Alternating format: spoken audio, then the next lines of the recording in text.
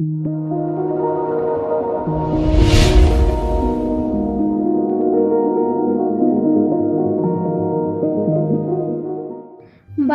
ବ୍ରହ୍ମ। ସୂର୍ଯ୍ୟଚନ୍ଦ୍ର ଯାର ଦୁଇଟି ନୟନ ସିଏ ମୋ କାଳିଆ ସୁନା।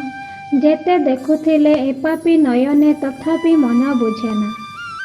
ବାହୁଡ଼ି ଆସିଲା ମୋ କାଳିଆ ସୁନା ମାଉସୀ ମା ମନ୍ଦିରରୁ। ନୀଳାଦ୍ରି ବିଜେରେ ନୀଳାଚଳ ଧାମ ତିନି ରଥେ ହୁଏ ଦୁଲୁ ଦୁଲୁ। ଆଷାଢ଼ ଆକାଶେ କଳା ମେଘ ପ୍ରଭୁଙ୍କ ବାଟକୁ ଚାହିଁ। ଝରି ଯାଉଥାଏ ମେଘରୁ ବରଷା କୃପା ଗଙ୍ଗା ଜଳ ହୋଇ।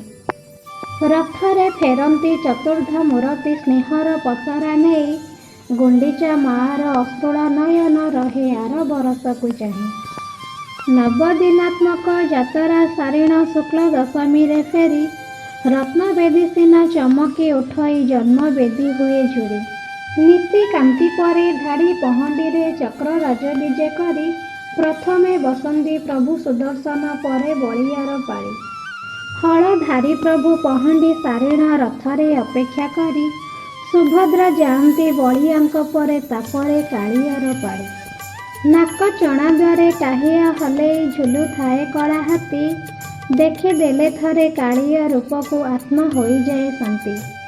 ପହଣ୍ଡି ସାରିଣ ରଥରେ ବସନ୍ତି ଦେବୀ କମଳାଙ୍କ ପତି। ସୁନା ଖଡ଼ିକାରେ ଛେରା ପହଁରା କରନ୍ତି ପୁରୀ ରାଜା ଗଜପତି। ରଥ ଗଡ଼ି ଅଧା ବାଟରେ ଅଟକେ ଗୁଣ୍ଡିଚା ମନ୍ଦିର ଦୂର। ପୋଡ଼ ପିଠା ଲାଗି ହୁଏ ସେହିଠାରେ ଅତି ପ୍ରିୟ ପ୍ରଭୁଙ୍କର। ଶଙ୍ଖ ହୁଳହୁଳି ଘଣ୍ଟ ଘଣ୍ଟାର ଶବଦେ ଚଉଦିଗ କମ୍ପି ଉଠେ। ଶଙ୍ଖଚୂଡ଼ ସ୍ୱର୍ଣ୍ଣଚୂଡ଼ ସାଥେ ବାସୁକି ଦଉଡ଼ି ଭିଡ଼ିଥାନ୍ତି ଭକ୍ତ ହାତେ। ଧନ୍ୟବାଦ।